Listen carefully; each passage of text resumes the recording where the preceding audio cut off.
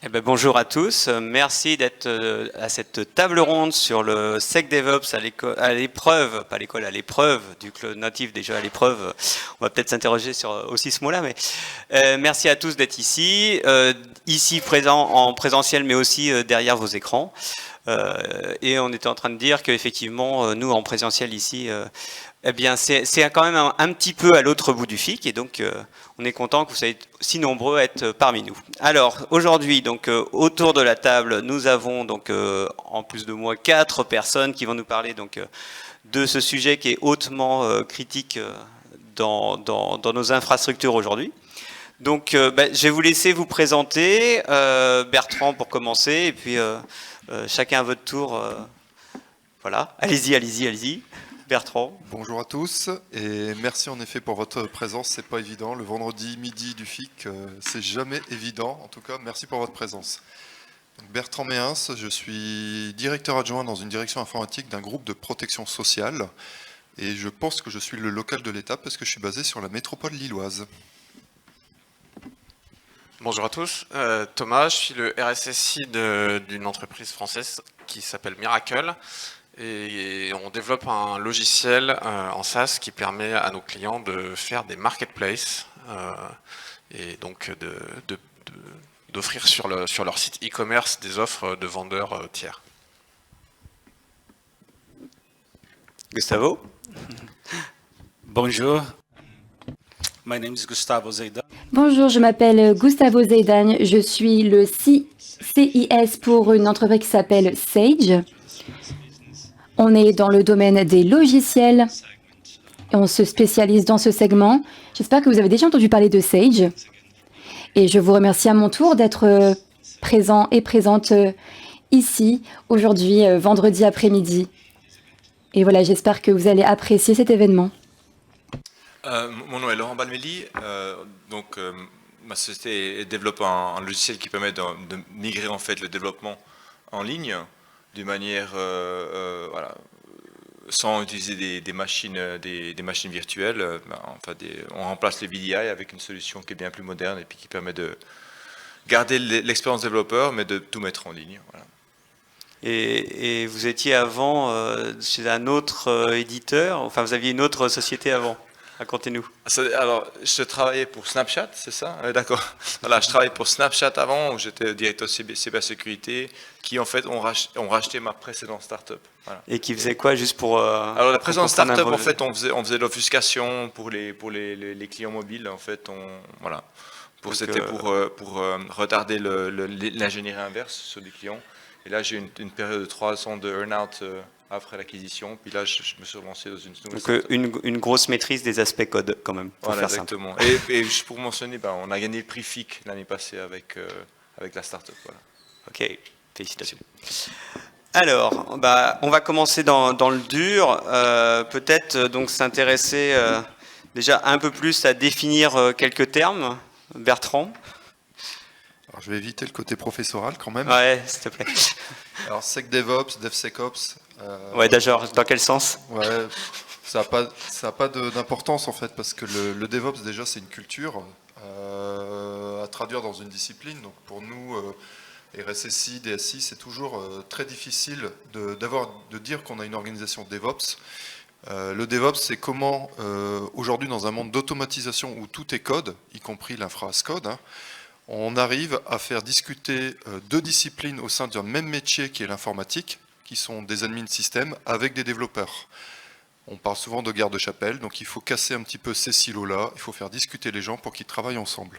Le DevOps, c'est ça. Le SecDevOps, c'est, il y a la sécurité en plus, la contrainte, comment le RSSI ou les métiers de sécurité opérationnelle arrivent à travailler dans ce monde agile, qui est déjà désiloté, et toujours ce côté travailler ensemble.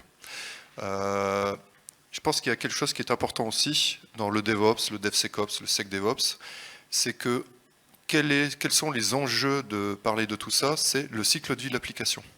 Aujourd'hui, tout est numérique, tout est applicatif, qu'on soit éditeur comme Thomas, start-upper, entrepreneur, ou moi-même où on développe nos propres applications, où on intègre du progiciel, c'est le cycle de vie de l'application. L'application, elle est là pour 5 ans, 7 ans, 10 ans, elle aura des évolutions de features, et comment dans ce cycle de vie-là, qu'on soit sur des méthodes agiles avec des sprints d'1 semaine ou de 4 semaines, j'arrive à faire de la sécurité, j'arrive à faire de la montée en puissance, j'ai plus d'utilisateurs, j'ai des nouveaux clients, comment je fais de la scalabilité. Et le cloud native, alors là c'est le mot vraiment encore plus fourre-tout. Une application dite cloud native, c'est je développe mon application, je la mets dans le cloud. Je crois qu'on ne peut pas faire plus fumeux comme définition. Bon, bah en fait, on arrête la table ronde, c'est ça? Non. En fait, le cloud, ça peut être votre hébergement chez vous, une plateforme IaaS avec des VM à l'ancienne. Je pense que le cloud native, c'est vraiment, j'utilise du PaaS, je vois ce que les hyperscalers font, alors Amazon, Google, Microsoft. Je vais consommer une base de données, je ne l'ai pas installée, donc ça va être du PaaS, de l'Oracle as a Service, du MySQL as a Service. Je vais développer mon API back, je vais la mettre sur peut-être un Kubernetes ou du Docker as a Service, donc du container as a Service, des offres CaaS, jusque peut-être faire du serverless pour ceux qui connaissent. Donc je développe plutôt mes fonctions, donc je descends encore plus dans la granularité et je vais aller sur des offres de type FaaS, Function as a Service. Donc le cloud native, ça englobe énormément de choses. Et surtout pour la partie sécurité, pour qui nous intéresse aujourd'hui, c'est que ça change complètement le modèle de sécurité. Parce que là-dedans, vous mettez où le firewall, vous mettez où l'antivirus? Thomas, toi peut-être tu peux nous parler en particulier de la différence entre Cloud Native et Cloud Native Apps et Cloud Native Company peut-être aussi? Tout à fait, puisque j'ai la prétention de travailler dans une Cloud Native Company. En effet, c'est vrai que je pense que... Ouais, peut-être plus près du... Ouais, pas assez haut. Je pense qu'on a un paradigme qui est très vrai dans tout ce que tu viens de dire, Bertrand, qui est que on est en train de parler, quand on parle de DevSecOps et de Cloud Native, on est en train de parler de la même chose. On est en train de parler de comment on accélère le temps entre le moment où on a une idée et le moment où c'est utilisable par nos clients. Et donc pour ça, évidemment, le DevOps et les méthodologies agiles ont permis d'accélérer les temps et les intégrations entre la façon dont on développe puis la façon dont on développe et déploie son code. Et c'est absolument indissociable, en effet, quasiment de DevOps et Cloud, puisque si on veut encore accélérer, on va avoir besoin d'avoir des environnements prêts à l'emploi pour déployer. Et c'est vrai que du coup cette stratégie, pour de nombreuses entreprises, la plupart des entreprises qui avaient des systèmes d'information avant que le cloud n'existe, elles ont à se demander comment transposer ce qu'elles faisaient dans ce nouvel environnement, ce nouveau paradigme, cette nouvelle façon de développer, cette nouvelle façon de tester la sécurité des applications. Puisqu'elles sont obligées d'avoir des stratégies qu'on appelle move to cloud ou go to cloud, ça dépend ce qu'on dit, et un des moyens est de porter des applications dans le cloud. Donc là on n'est pas cloud native, on a développé pour des environnements traditionnels et on va transformer pour que ça marche dans le cloud. Un autre moyen est de redévelopper ces applications de façon cloud native, donc avec l'idée directement de les déployer dans le cloud. Et alors quand on est, comme moi, une entreprise qui n'a jamais rien fait d'autre que du cloud, d'ailleurs à la fois pour notre produit, c'est-à-dire que moi je suis un RSSI qui n'a pas d'infrastructure. Quand tu disais où tu mets tes firewalls, et je parle souvent à certains fournisseurs, je suis un RSSI qui n'a pas de firewall. Ça peut surprendre des gens, mais j'ai pas forcément besoin de faire des filtrages réseau, puisque je n'ai pas d'infrastructure, donc mon produit il est fabriqué dans le cloud, l'environnement de développement est dans le cloud. Évidemment, on déploie les applications dans le cloud, et aussi notre IT et tous nos moyens support sont eux-mêmes délivrés en cloud, et donc absolument tout ce qu'on fait, tous nos process, tout est pensé nativement pour ces environnements. Ils sont évidemment très différents. J'ai tendance à dire, et je me sens chanceux pour revenir à ta question de tout à l'heure, pourquoi parler d'épreuves? Le cloud native, ça a plutôt tendance à faciliter le DevSecOps, parce que quand on n'a pas à gérer, comme moi, de ce legacy, on peut directement se poser les questions qui concernent ces environnements, et on n'a pas besoin de vivre avec, entre guillemets, une jambe dans chaque monde et se demander à chaque fois de quelle manière on transpose ces processus. Ok. Gustavo, you want to explain some things about that? Oui, tout à fait. Merci beaucoup, vous avez tout à fait raison, ce sont des points tout à fait pertinents. Alors, je voulais vous partager une expérience avec notre entreprise Sage. Nous allons devenir une entreprise Software as a Business.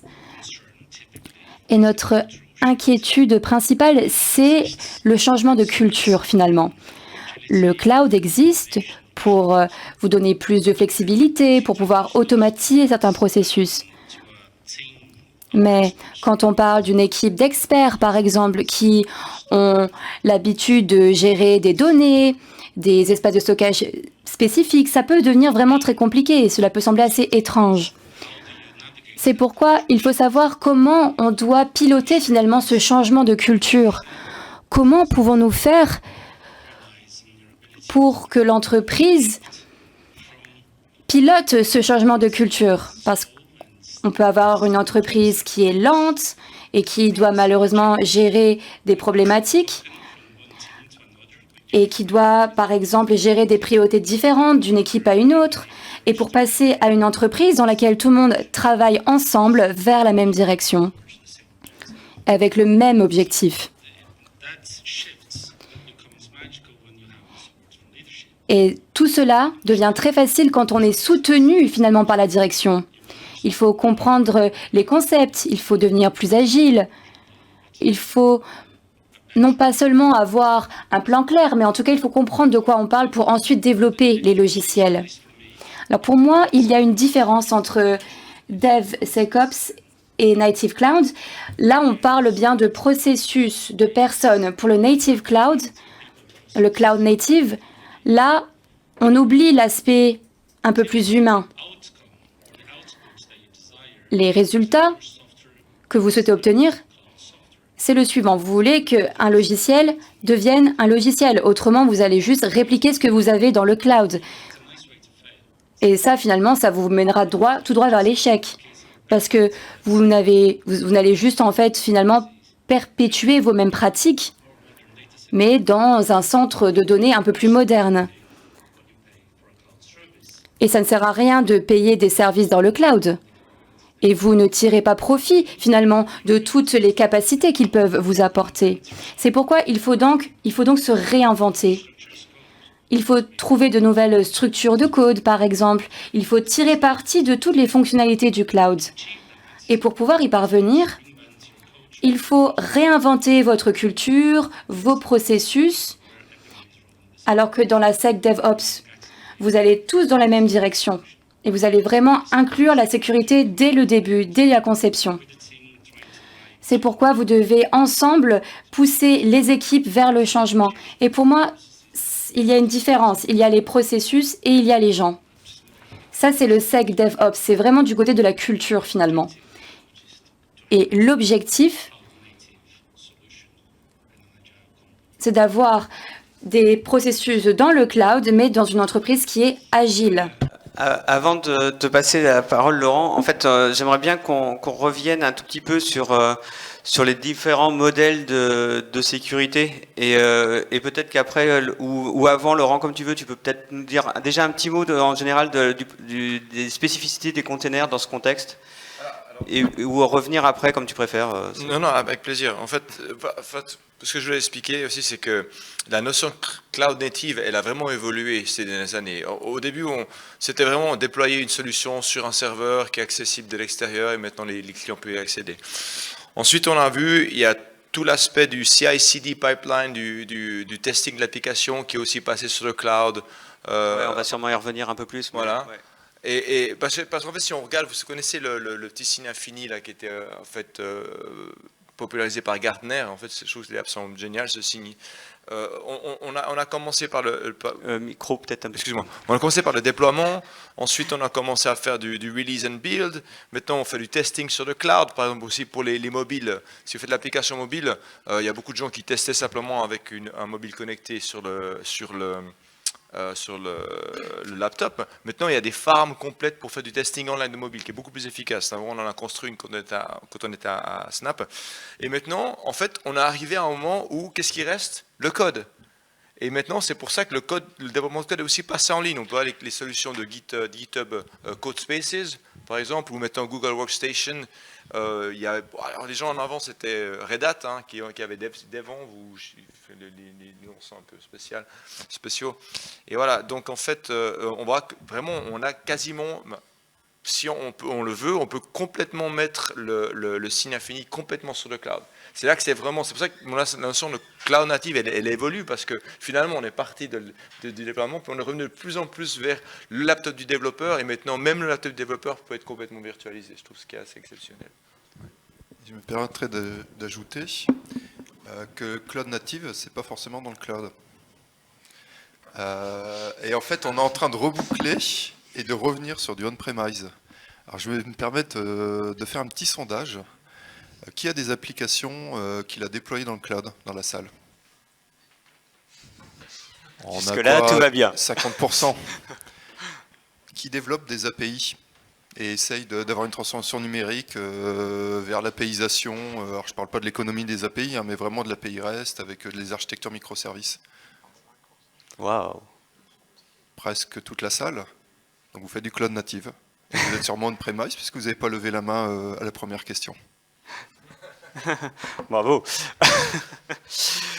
Ouais, tout à fait.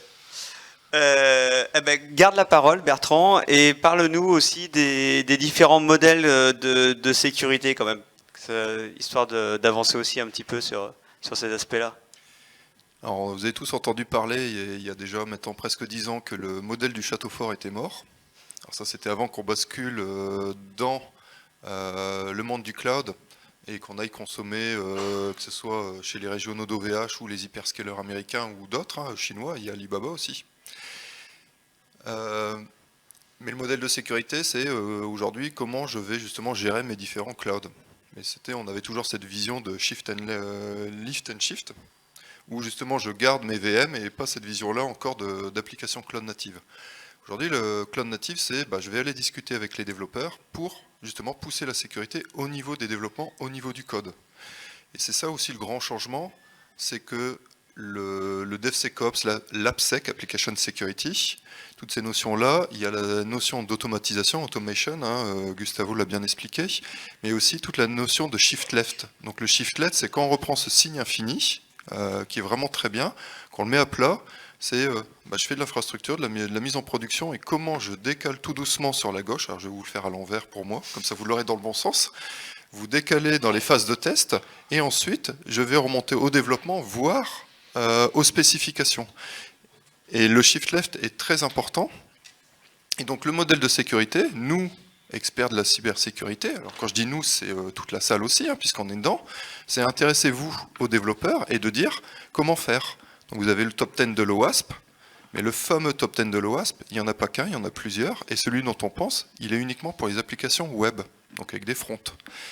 Et regardez, il existe un top 10 dédié API, et d'ailleurs je crois qu'il y en a un qui va être mis à jour là dans les semaines qui viennent, et le précédent doit dater de mémoire de 2019, il a 4 ans, et vous allez apprendre à discuter avec vos développeurs en regardant. Et quand je parle de modèle de sécurité, c'est ça, c'est je fais de la sécurité de l'infra, ok, je développe une application mobile, je dois regarder par rapport à mes petits joujoux mobiles, comment stocker de la donnée, comment échanger.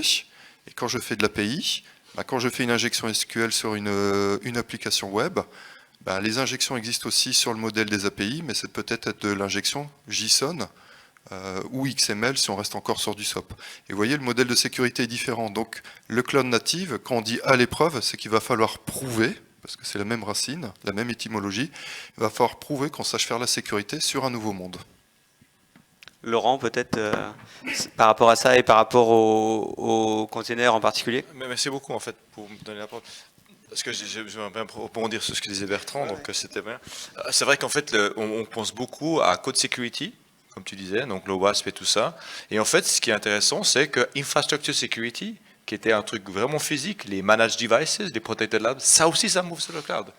Donc les containers sont aussi protégés maintenant. Et protégés contre l'exfiltration des données, aussi scannés pour les malwares. Et ça, c'est quelque chose qui est complètement nouveau encore. Donc maintenant, même la surface d'attaque qui est encore la plus grande des entreprises, qui est en fait le laptop du développeur, D'accord. Tout ça, ça passe sur le cloud, inclut par exemple les identifiants qu'on peut gérer avec un bastion, de telle manière que les identifiants ne sont plus sur les containers de développement, de telle manière que s'il y a un malware ou du phishing, d'ailleurs c'est ce qui arrive à Slack, Okta et CircleCI en janvier, ils sont faits avec du phishing, exfiltrer les open session tokens, les session tokens, qui étaient sur en fait dans ce cas-là les laptops des développeurs, et en fait ils ont fait voler source code. Donc c'est intéressant c'est pas seulement code security, c'est aussi infrastructure security qui passe sur le cloud. Et c'est un concept il faut encore pas mal d'éducation dans les entreprises, mais c'est quelque chose, je pense, Et d'ailleurs, si on regarde la tendance, je mentionnais avant GitHub, CodeSpaces, Code Workstation, ces choses-là, ça montre que toutes ces choses-là passent. L'infrastructure passe sur le cloud, mais en fait, l'infrastructure de sécurité va suivre. Et nous, ce qu'on fait, c'est qu'on a une longueur d'avance sur ces méthodes comme CodeSpaces, parce que voilà, eux, pour le moment, leur mandat, c'est donner une infrastructure as a service. Et on en parlait à Microsoft, par exemple, ils disent, ouais, mais si vous voulez avoir un laptop protégé et virtuel, vous pouvez prendre GitHub CodeSpaces sur Azure DevBox. Alors, ça fait 2 VM l'une sur l'autre, ça commence à devenir très, très lourd, mais c'est intéressant de voir qu'il y a cette notion, mais il faut encore l'optimiser. Voilà. Thomas, je te sens bouillir. Oh, non, pas du tout, je suis d'accord avec tous mes camarades. Je pense qu'en effet, on est pas mal... c'est bien le FIC, parce qu'on voit plein d'anciens. Du coup, Voilà, ça y est, il nous vieillit encore. On a tous vu l'évolution des postures des RSSI. Alors moi, je vais faire simple, et j'ai été un RSSI comme ça, je pense, comme d'autres. Il n'y a pas si longtemps que ça, il y a encore 1 an pour le RSSI de la plus grande entreprise d'énergie de France. La posture du RSSI face au cloud, c'était « faut pas y aller ». C'est interdit. Mais l'entreprise y allait. Donc du coup... c'était embêtant de faire de la sécurité, parce que la façon dont on faisait de la sécurité, un RSSI, qu'est-ce qu'il fait? En effet, il regarde ce que c'est l'infra, donc il fait des pentests, il fait des architectures, il fait les règles de firewall. Puis quand il est remonté dans les couches, il a une équipe d'AppSec, souvent, qui sont des gens qui vont vérifier la sécurité du code. Et puis maintenant, il a une équipe de sécurité opérationnelle, donc il a monté un SIEM, un SOC, chez lui ou manager, et il essaye de superviser ce qui se passe. Donc, ce qui se passe, c'est que quand on est en cloud native, tout ça, ça marche pas. Tester de l'infra... Tu veux dire que t'as rien à faire, en fait? Malheureusement, non. Mais si je dis aux gens, à mes équipes, chez Miracle, par exemple, c'est marrant, quand on parle avec des vendors, par exemple, ils disent, je vais parler à votre équipe infrastructure. Surprise, je n'ai pas d'équipe infrastructure. Donc, on a des équipes qui sont des SRE, qui font de l'infrastructure as code. L'infrastructure dans le cloud, c'est des lignes de code. Si moi, je viens lui dire, attends, je vais la pentester avant que tu la mettes, il va me rironner. C'est-à-dire qu'avant, il me disait que j'étais lent et chiant, maintenant, il va juste me dire, tu ne peux pas faire ça. Donc je suis obligé, moi, de changer ma façon de tester l'infrastructure pour venir la mettre dans son concept. Donc la tester, moi aussi, ma policy as code et ma security automatisée. De la même manière, mon AppSec, c'était sympa, on avait tous mis en place des SAST et des DAST, et on luttait contre le top 10 OWASP. Tu peux juste nous redire ce que c'est? Oui, pardon, donc de l'analyse de code statique ou dynamique, de l'analyse des composants du code, des librairies. Et puis du coup, le développeur il codait, et après on passait ça dans une moulinette, et on lui disait « Ah non, ton code, faut corriger, il est pas bien. » Et puis il corrigeait, puis après il le mettait. Bon, surprise, chez Miracle, on envoie du code en production toutes les 7 minutes. Je peux pas. C'est pas possible que je lui dise, attends, je vais regarder, et si c'est bon, t'iras, et puis sinon, t'y vas pas. Il y va, en fait. Et sur la partie opérationnelle de la sécurité, là aussi, le modèle, il doit complètement changer. Je peux pas faire un pentest une fois de temps en temps, et puis qu'un mec, il voit s'il y a des vulnérabilités sur l'application. Le temps qu'il la teste, l'application, elle aura changé. Donc tous ces tests aussi opérationnels, et si je veux détecter des incidents, pareil, je dois mesurer tout ce qui se passe dans le cloud. Et donc chacune des branches historiques de ce qu'on fait dans la sécurité, on doit prendre sur nous de nous aussi transformer notre façon de faire la sécurité pour la mettre dans tous ces environnements, puisque les vieilles recettes ne marchent juste plus du tout. Tu parlais, Thomas, de pentest. En effet, le pentest, c'était quelque chose d'intéressant. Quand on faisait 2 mises en prod par an, ça coûte 2 pentests. On paye le temps d'avoir un résultat d'audit. Et puis dès qu'on commence à redévelopper, le résultat il est valable pour la prod, mais 6 mois plus tard il est plus valable parce qu'on a refait une mise en prod. Donc on refait un pentest. Ça c'est le gros problème du pentest, c'est que c'est valable à un instant T. Et je me souviens avoir participé dans un dossier d'un confrère de Stéphane en 2017, il y a 6 ans, un dossier sur le bug bounty, pour tenter de démystifier, montrer que le bug bounty n'était pas le nouveau concurrent du pentest, mais était le complément. Et au fil des années, j'ai compris que comme tout s'accélérait, cloud native ou pas, que les sprints qu'on pouvait faire dans le monde agile étaient de plus en plus courts. Le pentest, c'est pas qu'il allait mourir, c'est très bien pour des applications legacy, pour avoir une photo plus pour faire de la conformité que de la sécurité, mais si vous voulez faire de la sécurité dans un monde qui va vite, il faut auditer en permanence. Donc soit vous prenez du bug bounty, il y a 2 belles plateformes en France, il y a des plateformes américaines qui font ça très bien. Moi j'ai eu l'occasion, on a démarré nous un programme en ce début d'année, c'est assez bluffant, en 48 heures vous avez plus de résultats qu'en 2 semaines et X années de tests. Et après, les plus grosses sociétés peuvent avoir des pentesters internes, donc plutôt des hunters internes, du Purple Team, du Red Team qui vont être internes. Thomas parlait dans les organisations qu'il y a des équipes opérationnelles, ce n'est pas uniquement du SOC, ça peut être aussi des hunters qui vont le faire. Et ils le font en permanence parce que votre appli, alors peut-être pas tous les 7 minutes, mais votre appli, elle évolue en permanence. J'avais entendu dire, oui pareil, c'était les grosses plateformes type Fnac, Darty, c'était une dizaine de mises en prod par jour. Et c'était une dizaine de mises en prod par jour. Oui, SNCF, pareil, on était à plus d'une dizaine de mises en prod par jour. Alors des fois, c'est pas la grosse fonctionnalité, ça peut être un changement de menu, un changement de couleur, de l'A/B testing. Et vous voyez, on n'est plus à dire je fais une spec, je fais du cycle en V, rendez-vous dans 3 mois, dans 6 mois pour faire la mise en prod. Gustavo, peut-être nous repréciser quand même, parce qu'on a un petit peu dévié, mais peut-être nous revenir un petit peu plus sur les aspects, les différents types finalement de développement et les différents types en particulier, donc on parlait d'API, de microservices, de containers. Est-ce que tu veux refaire un petit tour là-dessus? Puis on reviendra après sur les aspects développeurs. Sure. Sounds good. Oui, très bien, faisons ça. Alors, il y a beaucoup d'infos, beaucoup d'informations ici. Alors, je voudrais qu'on revienne aux raisons pour lesquelles il y avait autant de portos. Donc, il y avait beaucoup de sécurité mise en place, de pare-feu. Et en fait, finalement, toutes les applications étaient au même endroit. Et donc, si on mettait en place un changement, on pouvait finalement faire tomber l'ensemble de la maison. Mais ce concept de centre de données traditionnel n'existe plus. Il faut mettre en place une deuxième ligne de défense. Et aujourd'hui, c'est quasiment impossible dans ce nouveau monde d'automatisation, de cloud. C'est très, très important qu'en passant au cloud, et puisqu'on se développe pour le cloud, il faut absolument que les actions de sécurité fassent partie de l'automatisation et des contrôles qui sont effectués dans le cloud. Prenons un exemple. Imaginons que vous avez 700 sources de cloud, par exemple, et de code. On n'a pas 700 personnes, finalement, qui peuvent tout suivre. On envoie du code tout le temps pour éviter, justement, tous ces problèmes de changement. Mais ce qui compte le plus, c'est de faire partie, finalement, de la chaîne. Il faut que vous fassiez partie des étapes. Ça peut être des analyses, par exemple. Vous pouvez faire beaucoup de choses.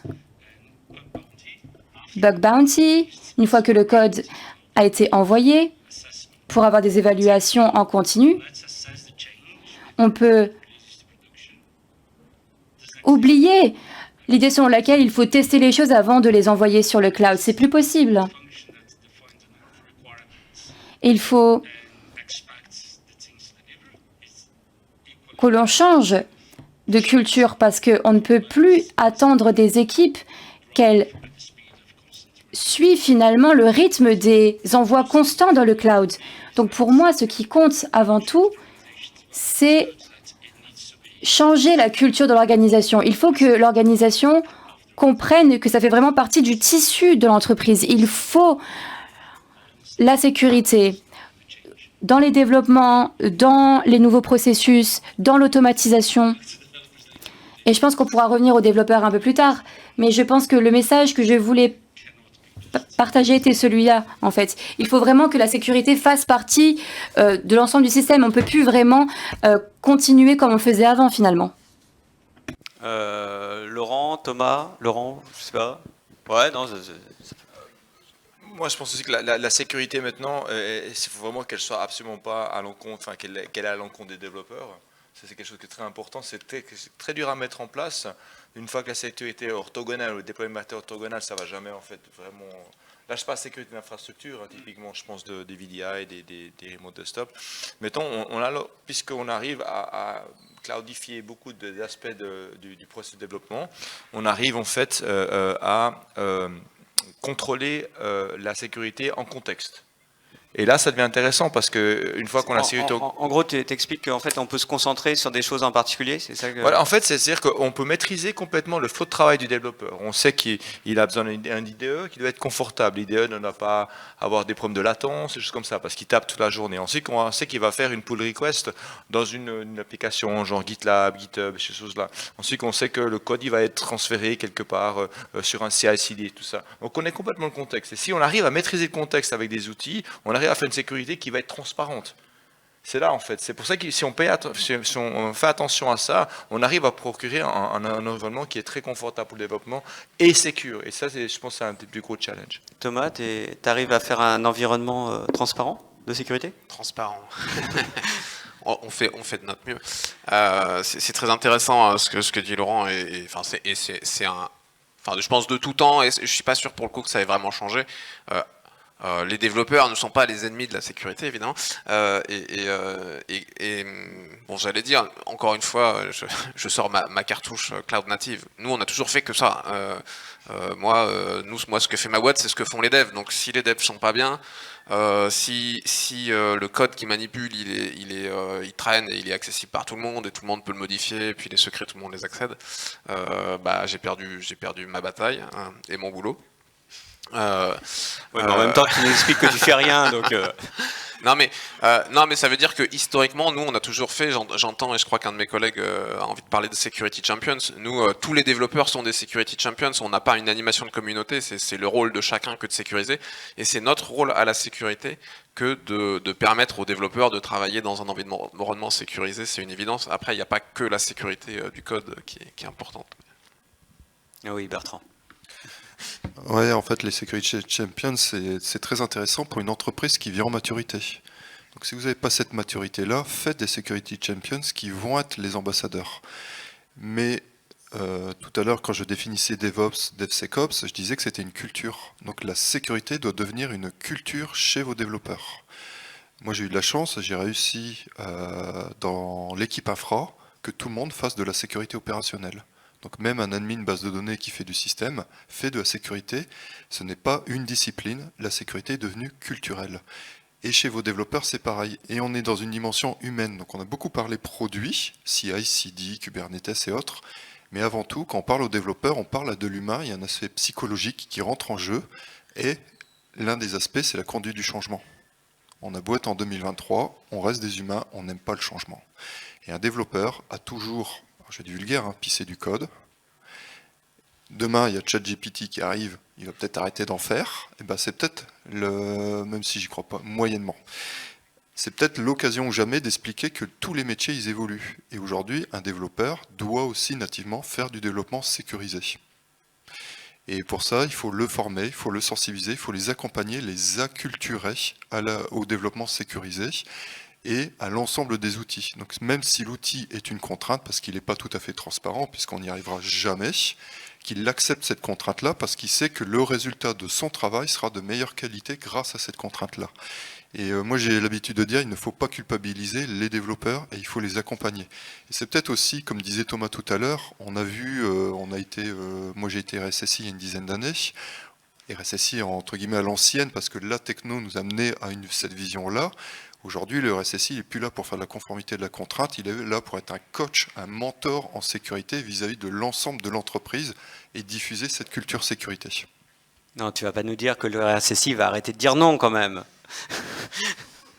Oh, c'était il y a deux directeurs de l'ANSSI, ça. C'était une dédicace à Patrick. Peut-être. Gustavo, tu voulais nous parler un petit peu plus de l'expérience en fait de Sage, un peu de ce que vous mainteniez en fait dans le cloud et peut-être nous donner un peu de retour d'expérience par rapport à ça. Sure. Oui, bien sûr. Oui, je suis 100% d'accord. Les développeurs ne se réveillent pas tous les matins et disent ah voilà, je veux m'occuper des codes. Non, c'est pas là.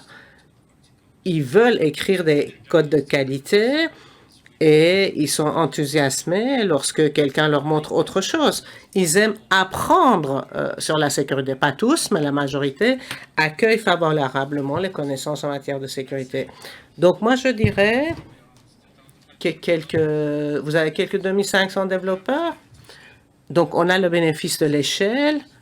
Donc, on a des conférences sur la sécurité.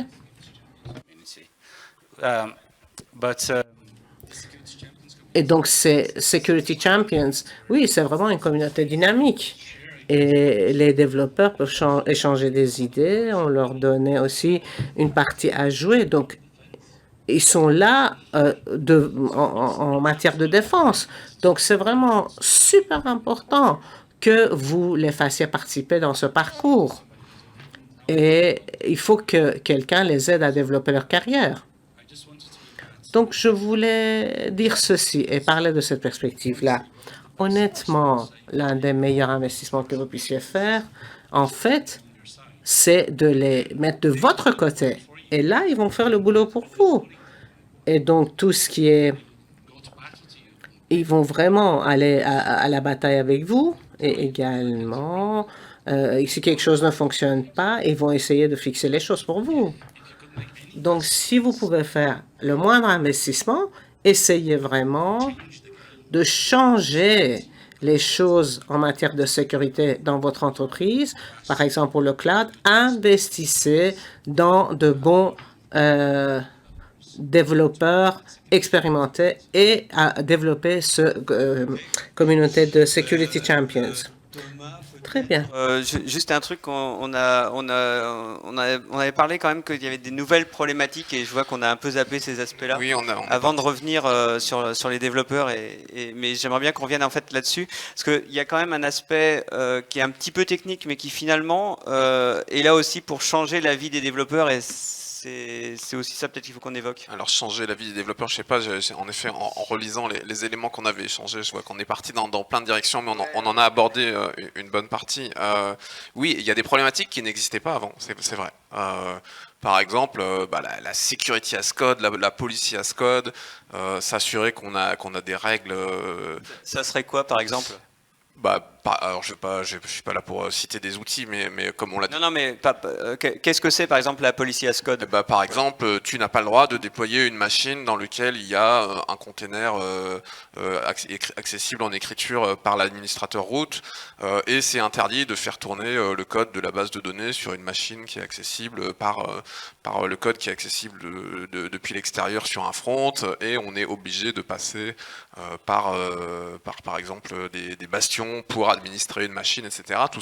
Tout ça, en fait, maintenant, à l'époque, j'imagine, Bertrand, tous, on a écrit des documents d'architecture quand on faisait de la sécurité. On disait, alors, il y a un gars il y a un architecte quelque part qui a fait l'infrastructure, et puis nous, à la sécurité, on écrit l'architecture de sécurité. Tout ça, il faut toujours le faire, mais par contre, évidemment, il faut que ça vive complètement en même temps que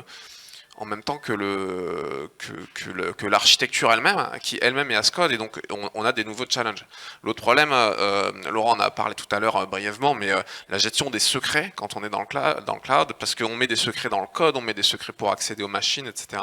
Évidemment, ils sont partout ces secrets, et donc les gérer, savoir où ils sont, aller avoir des bonnes pratiques dans la façon de gérer les secrets, aller les éliminer du code, parce que c'est ça qu'on veut.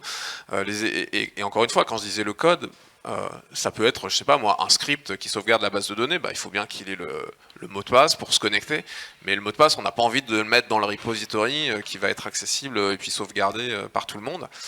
Ou alors on va donner des clés d'API à nos clients, par exemple, pour se connecter à nos services. Ben, ces clés d'API, on n'a pas envie que d'autres personnes que nos clients les aient, évidemment.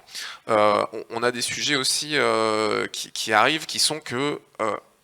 je discutais avec un RSSI qui me disait on ne peut pas protéger un système si on ne connaît pas. Il faut une CMDB complète, il faut connaître toutes ces machines, sinon on ne peut plus rien faire. J'ai dit heureusement que j'attends pas d'avoir la carte pour sécuriser.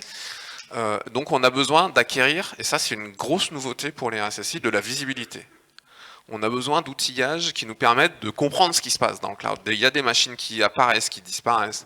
Il y a des machines qui se mettent à parler à d'autres alors qu'avant elles ne faisaient pas. Il y a un nouveau service qui arrive, etc.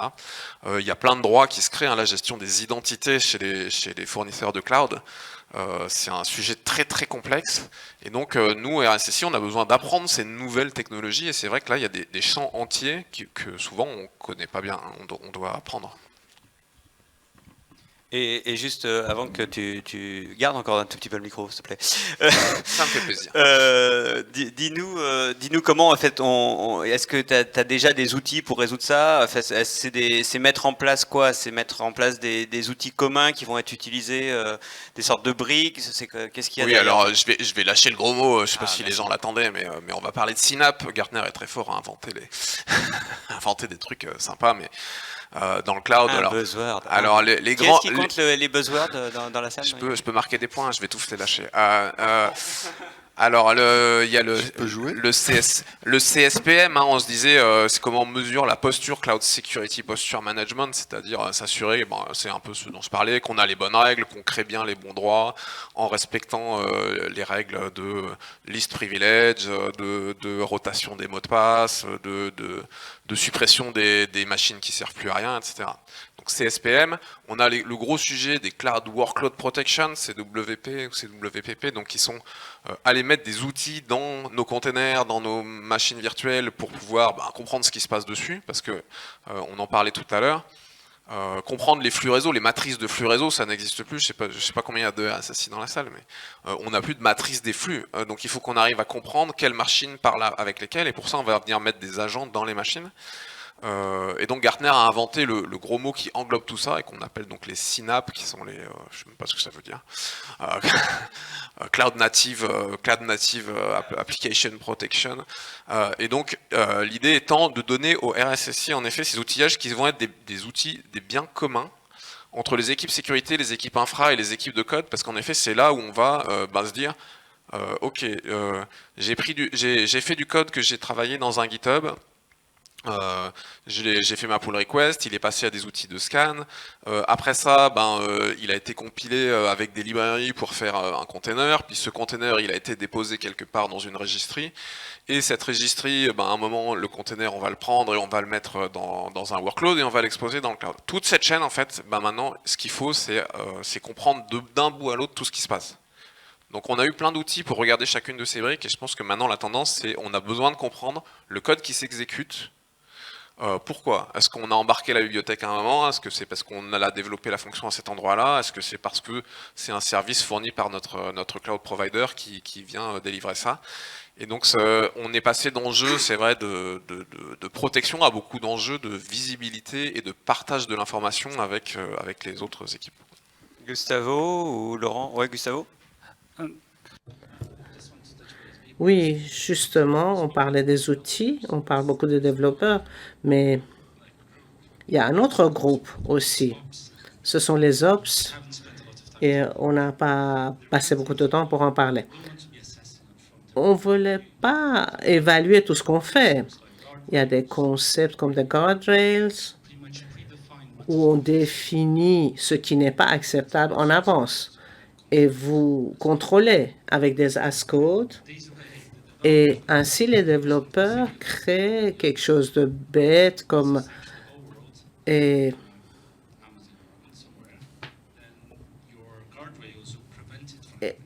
donc, vous empêchez les guardrails d'avoir lieu dans un environnement Amazon.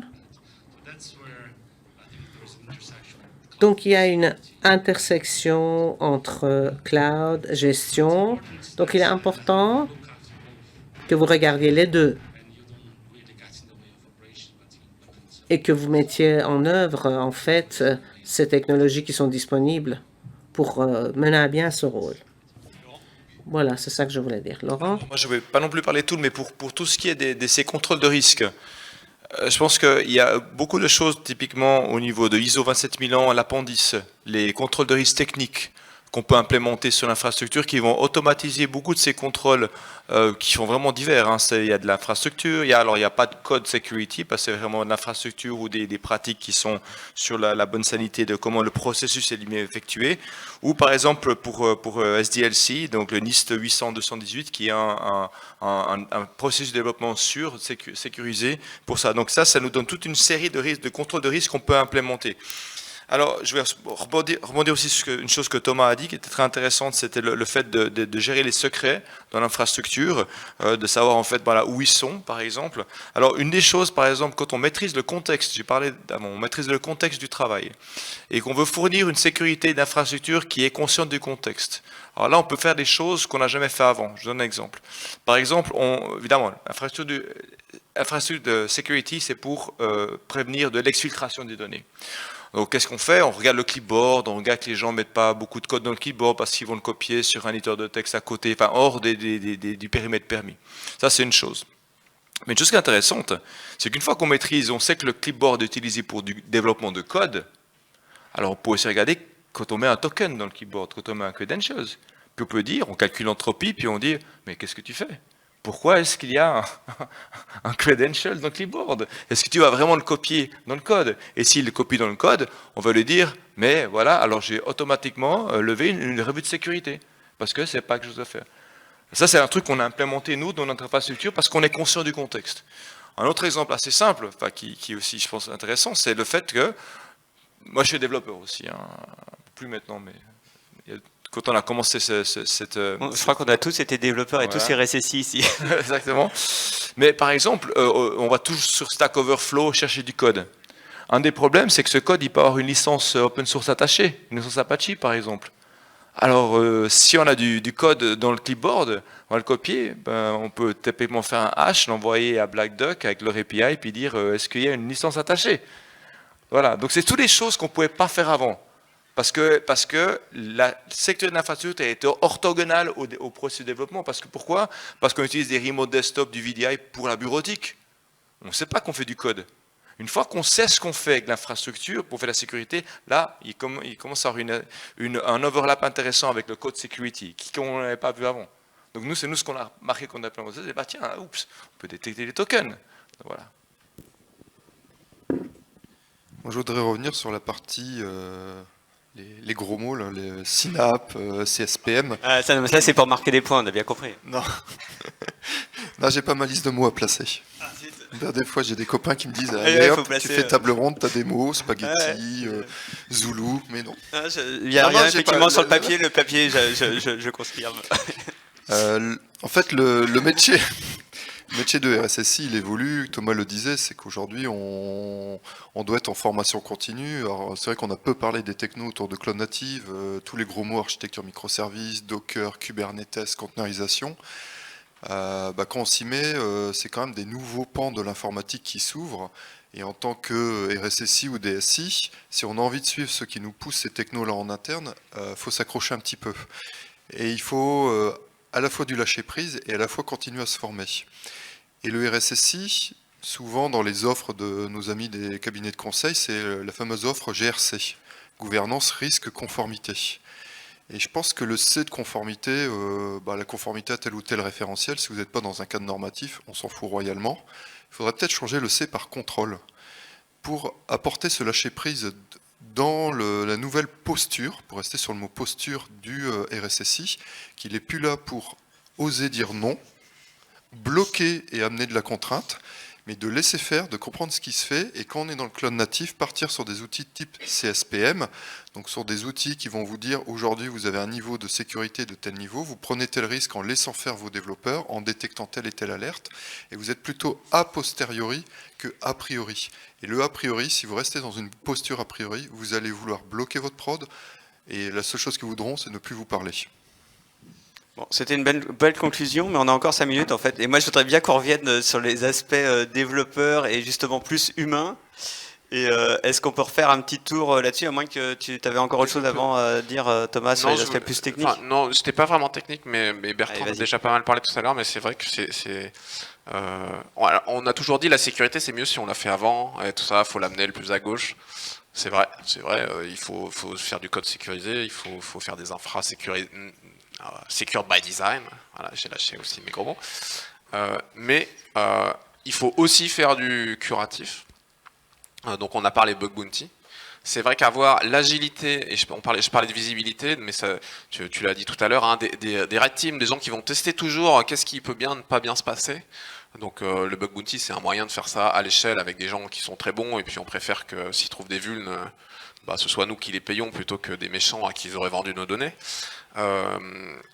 Mais c'est un moyen. On a d'autres moyens aussi, par exemple, d'aller essayer de se dire est-ce qu'il y a des secrets à moi quelque part dehors, parce que on en trouve. Hein. Moi je paye un service qui scanne les GitHub ouverts, qui sont pas les miens, hein, mais parce qu'il y a des développeurs qui travaillent sur ma plateforme, ils prennent des secrets, ils les mettent dans des repos GitHub et puis ils les laissent là-bas. Ils travaillent pour mes clients souvent, ces gens-là, et du coup moi je suis bien capable je suis au besoin d'aller savoir en dehors de chez moi ce qui se passe.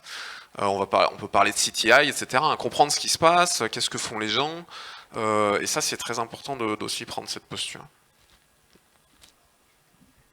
Je peux enchaîner du coup sur la partie humain si tu voulais. En conclusion, oui, bon, je pense qu'on l'a dit et répété, on est c'est très vrai, c'est un sujet de culture. Le DevOps, le cloud native, tout ça, on le sent bien, hein, sont pas des technologies, c'est des façons de développer, c'est des façons de mettre en prod. Comme je l'ai dit, le but c'est d'aller vite, on veut tous aller tout le temps plus vite, tout le temps, donc oui, il faut créer ce lien entre les équipes sécurité et le fait qu'on mette ce dev dans DevSecOps, c'est qu'on dise pas la sécurité. Avant on disait l'AppSec, hein, l'infrasec, l'infosec pour les plus anciens.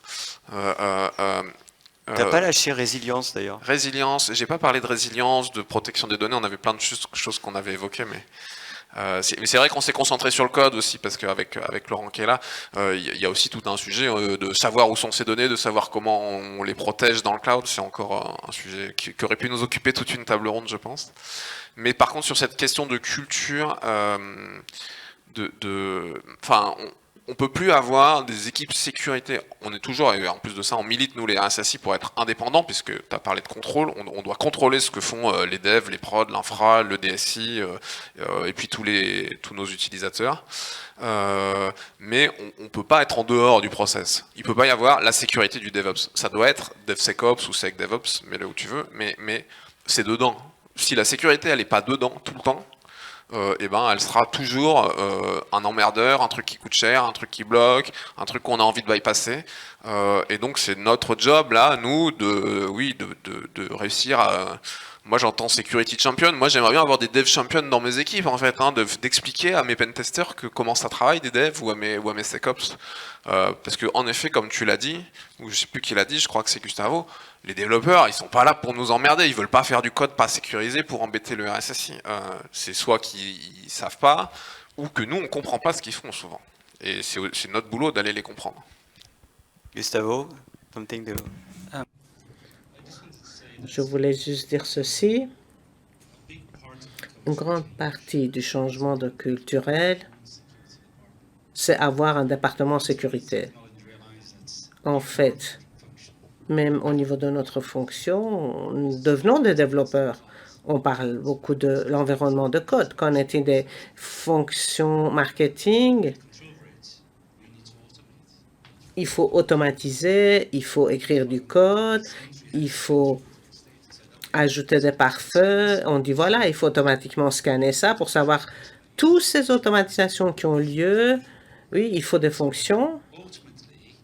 Donc, automatiquement, une fois que vous comprenez la technologie, il faut que la compagnie réussisse. Alors, la conversation devient plus facile. Vous faites partie du club.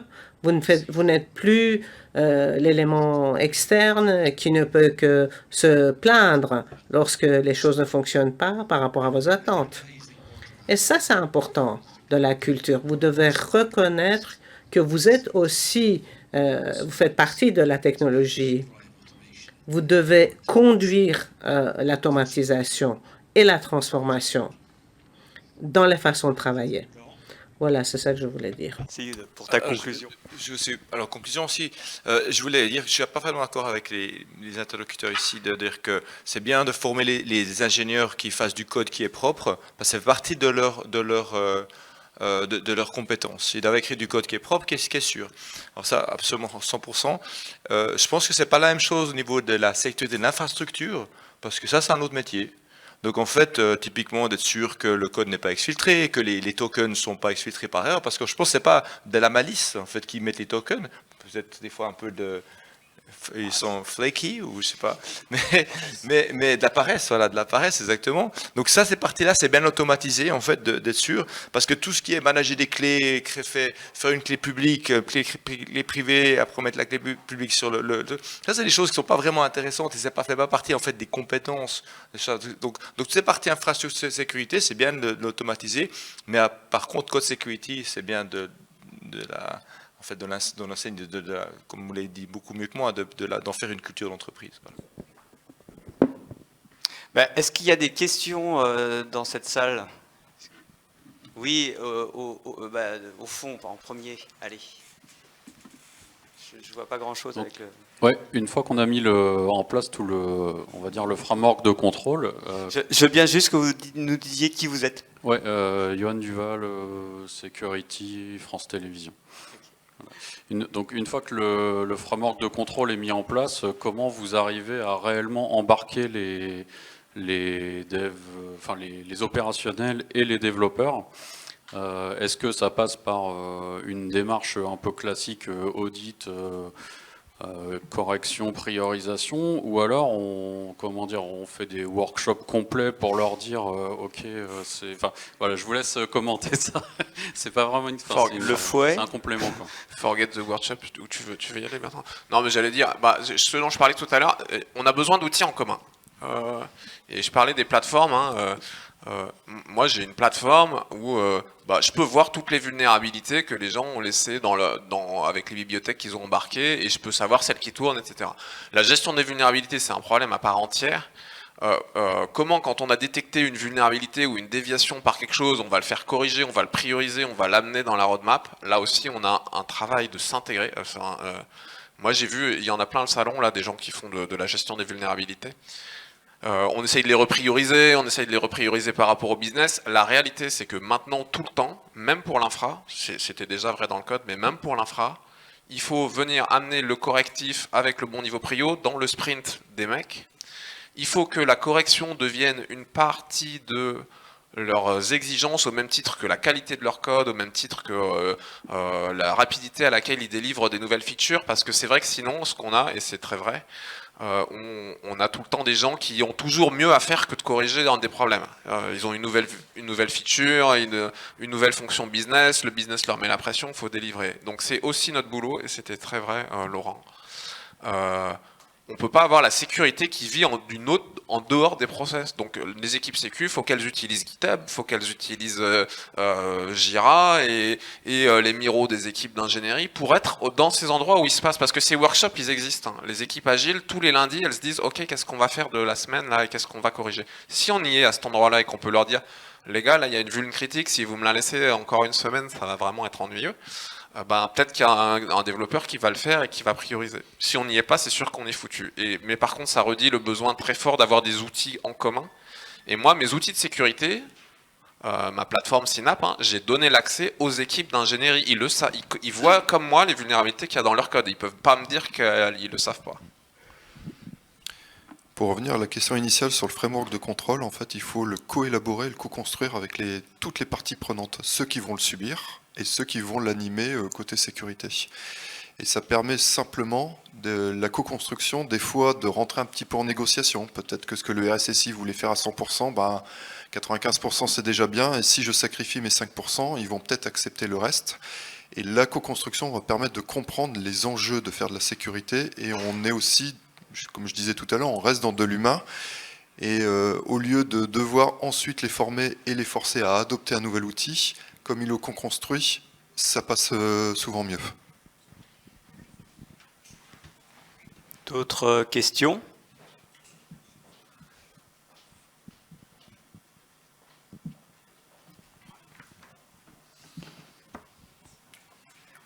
Christophe Pugnou, je suis RSSI chez Actual. Vous avez évoqué pas mal de briques, alors je vais peut-être revenir sur les outils, désolé, mais on a entendu parler de CSPM, d'intégration dans la pipeline CI/CD, on a entendu parler de sécurisation de l'environnement de développement et j'en passe. Quelles seraient, selon vous, peut-être, si on doit initier une démarche et qu'on est assez éloigné de cet environnement de développement, quelles seraient les premières briques voilà, question facile. Première brique à implémenter ou le premier quick win, voilà, les choses simples par lesquelles commencer. Aucune recette miracle. Tu peux pas faire ça à Christophe quand même. J'ai eu l'occasion, un petit coup de pub personnel, en 2019 de travailler sur un framework AppSec. Vous cherchez ça dans Google, vous allez le trouver. Qui est juste un framework, donc c'est une cartographie de tout ce qu'il faut faire sur un security pipeline, tout ce qu'il y a à faire en amont, et c'est posé sur le papier. Et je m'étais réfléchi avec quelques copains qui sont dans ce milieu-là de se dire par où commencer. Tout dépendra de votre entreprise, de l'affinité. Et comme je disais, je rebondis sur la question précédente, la co-construction, pour moi, est un des grands leviers. Donc, quelle va être l'affinité des gens avec qui vous devez travailler en tant que RSSI, avec vos développeurs? Donc, si vous avez des développeurs qui n'aiment pas être contrôlés, mais qui, peut-être que le shift left pourrait être fait beaucoup plus tôt. On parlait tout à l'heure de SAST. Le SAST peut rester encore une réalité, mais il ne doit pas être vu comme un audit de code pendant la phase de test, où on va le culpabiliser parce que c'est aujourd'hui c'est carton rouge, ça passera pas en prod, veto. Plutôt passer en revue de code et on donne l'outil de sécurité aux développeurs pour le faire dans les phases de développement. Et là, ça devient un petit peu plus transparent, mais ça dépend de l'affinité des développeurs. Et on en revient à cette dimension humaine, c'est il faut aller discuter avec eux, voir qu'est-ce qu'ils attendent, qu'est-ce qui va être rédhibitoire, et voir quel va être l'angle d'attaque. Et je suis sûr que des consultants qui font ça vont devoir s'adapter, que chaque client, ils auront des angles d'attaque différents, malheureusement. C'est en ça que je disais, il n'y a pas de recette miracle, parce que chaque entreprise est différente. Moi, j'ai beaucoup de legacy, donc forcément, l'approche va être différente de Thomas, qui est Cloud Native Enterprise. Simplement, je comprends du coup que tu es dans une entreprise pas cloud, qui a un move to cloud qui commence, donc tu n'as plus le droit de dire non. T'as plus le droit de dire non, donc quelqu'un a dit oui à ta place. Moi, je pense que les premiers outils, c'est ceux qui vont te donner en tant qu'équipe sécurité de la visibilité. Comme je disais, c'est important qu'ils soient potentiellement partagés. Donc moi, si je devais en citer un, j'irais sur les CSPM, quoi. Si tu n'es pas capable de voir et de comprendre ce qui se passe dans cet environnement, tu vas avoir beaucoup de mal. Après, il faut remonter dans la chaîne, donc le scan du code, les outils du développeur. Et puis, tu as quand même envie de mettre des choses dans tes workloads et de comprendre ce qu'ils font aussi. Mais si je devais vraiment... si tu n'as pas un CSPM et que tu commences à avoir des trucs dans le cloud, tu vas quand même avoir vraiment du mal à ne serait-ce qu'essayer de dire qu'est-ce qui se passe, est-ce que je suis vaguement conforme à des règles. Gustavo,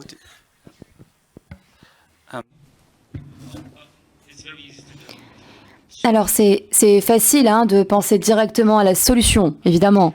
Mais moi, je vais vous expliquer ce qui pourrait être un bon cadre à adopter pour les processus. Alors tout d'abord, vous devez définir quels sont les risques que vous essayez d'éviter. Par exemple, quelqu'un qui arrive à utiliser vos applications sur Internet, est-ce que vous devez atténuer les risques au niveau des transactions? Ça, c'est un autre profil de risque. Une fois que vous avez compris de quel risque on parle, là, c'est un peu l'histoire de la poule et de l'œuf. Vous ne pouvez pas identifier des vulnérabilités que vous ne connaissez même pas et pour lesquelles vous ne savez même pas qu'elles existent. Donc, il faut offrir la meilleure contribution en fonction de votre risque. Une fois que vous avez fait tout cela, vous allez essayer, si c'est possible, et si vous avez le luxe de pouvoir le faire, vous allez essayer de comprendre quels sont les efforts que cela requiert. Et ensuite, vous allez choisir vos priorités en fonction de l'effort que vous allez devoir déployer. Donc, vous connaissez le risque, vous connaissez le contrôle, et ensuite, vous allez donner la priorité à certaines choses. Et c'est toujours la même chose. Que ce soit SAST, WAF, il y a beaucoup de contrôles, finalement, qui peuvent avoir un impact très lourd sur la réduction des risques, Et une fois que vous avez appliqué ces contrôles, eh bien là, c'est là que tout commence. parce que vous allez devoir traiter les vulnérabilités et tout ce qui va arriver après. Mais pour essayer de gérer tout cela, il faut déjà comprendre quel est le problème que vous essayez de résoudre pour pouvoir savoir quelles sont les priorités. Et j'espère que ma réponse vous aidera. Eh bien... On va... Ah, il y avait une troisième question. Bah, sinon, on va... Je sais ce que nous allons faire. Nous allons donc quand même finir cette table ronde comme ça. Merci beaucoup à vous tous pour l'enregistrement. Et puis ceux qui sont encore là peuvent continuer à nous poser des questions si vous le souhaitez. Merci beaucoup à vous tous.